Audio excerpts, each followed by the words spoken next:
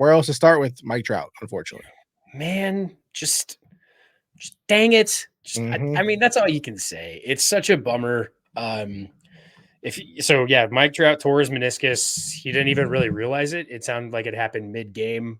He was running the base paths, felt some discomfort, had his MRI done. He had successful surgery last week on the 3rd of May, so I think that was Friday. Doesn't sound like he's going to be out for the rest of the year.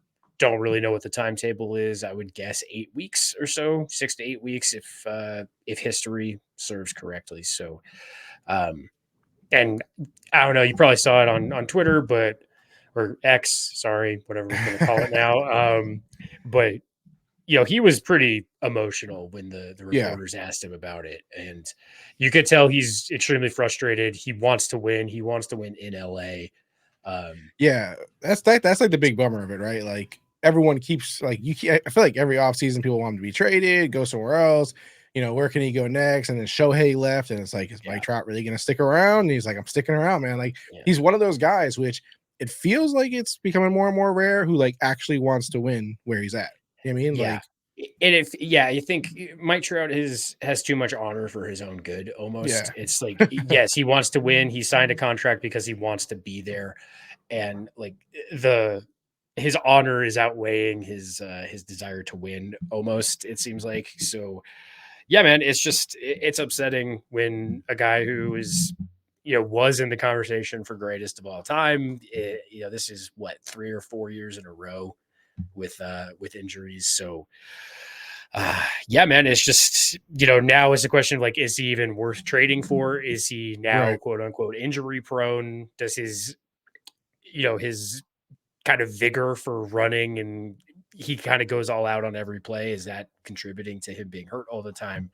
So yeah, just a real bummer, but there are some good implications for this, I guess, as far as fantasy goes. Right. So you have, I think Joe Adele is going to stick now for sure. And then Taylor Ward is probably going to keep moving up that lineup. I think he's hitting 3rd now. He doesn't have as much protection, obviously, but it gives room for Joe Adele to probably move up in the order if he keeps performing. Yeah. Joe Adele, man. I mean, we talked about him last week. Clearly this, is an opportunity for him to step up.